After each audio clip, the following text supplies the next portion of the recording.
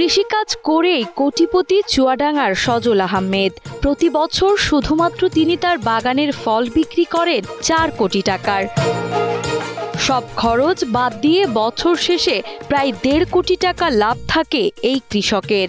এক বছরের ফল দেখা যায় যে 4 কোটি টাকার মতন ফল বিক্রি হবে, এখানে দেখা যাচ্ছে যে 2.5 কোটি টাকার মতন হচ্ছে খরচ হবে, দেখা যাচ্ছে বাকিটা লাভ থাকবে। এরকম বড় বাগান এর আগে কখনো দেখা হয় না আমাদের। সজলের এই বিশাল বাগানে কর্মসংস্থানের সুযোগ হয়েছে 42 জন শ্রমিকের, যাদের সবারই বেতন 15 থেকে 30 হাজার টাকা।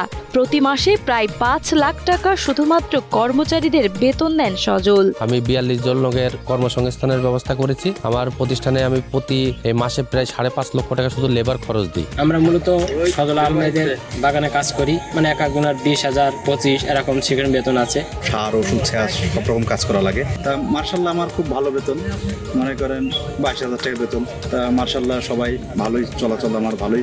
চুয়াডাঙ্গার জীবননগর উপজেলার মানিকপুর সীমান্ত গ্রামের বিশাল এলাকা জুড়ে গড়ে উঠেছে সজলের এই ফলের রাজ্য।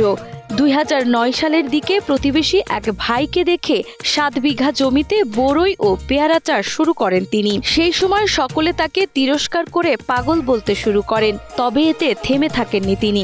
ধীরে ধীরে জমি লিজ নিয়ে বাড়াতে থাকেন চাষাবাদের পরিধি। আমি 2009 সালে হচ্ছে আপনার বাগান শুরু করি, আপনার 3.5 বিঘা বরই, 3.5 বিঘা পেয়ারা দিয়ে শুরু করছিলাম। আমাদের পাশে এক ভাই হচ্ছে ফলের প্রজেক্ট করছিল, তার দেখা দেখি শুরু করছিলাম। তবে এলাকার মানুষজন, ফ্যামিলির লোকজন সব বলতে তো পাগল হয়ে গেছে, মানে কেউ উৎসাহ দিতল না, মানে আরো বাধা বিঘ্ন দিতল মানুষজন, যে লোকের জমি লিজ নিয়ে চাষ করছে হচ্ছে ফকির হয়ে যাবে, পথে বসে যাবে। তা ওই বছরই আমার অনেক টাকা লাভ হয়। লাভ হওয়ার কারণের জন্য আমি দেখলাম যে এই চাষগুলো তো ভালো, সেখান থেকেই হচ্ছে ফলের প্রতি আগ্রহ ইচ্ছা জাগলো। বর্তমানে তার বাগানের সংখ্যা দাঁড়িয়েছে 10টি এবং মোট জমির পরিমাণ 139 বিঘা। ফল চাষী সজল আহমেদের বাগানে শুধু কমলা মালটাই নয়, রয়েছে 12 মাসি গোলাপি কাঁঠাল, মিষ্টি তেঁতুল, পেয়ারা সহ আরও নানা জাতের ফল। নার্সারি ব্যবসার পাশাপাশি সমন্বিত ফল চাষে নিজেকে প্রতিষ্ঠা করেছেন তিনি। সজলের মতে এই বছরই তিনি বিভিন্ন জাতের কমলা ও মালটা বিক্রি করবেন প্রায় 4 কোটি টাকার। সব ব্যয় বাদে লাভ থাকবে প্রায় 1.5 কোটি টাকা। বর্তমানে আমার হচ্ছে টোটাল 139 বিঘে ফলের বাগান আছে, ছোট ছোট 5টা নার্সারি আছে আমার এখানে। আমি প্রতি বছর বিভিন্ন রকমের মালটা, কমলা, ড্রাগন, পেয়ারা, তারপরে রামভুটান, অ্যাভোকাডো, লঙ্গান, তারপরে আপনার সৌদি খেজুর, এইগুলো নিয়ে হাতে কাজ করছি।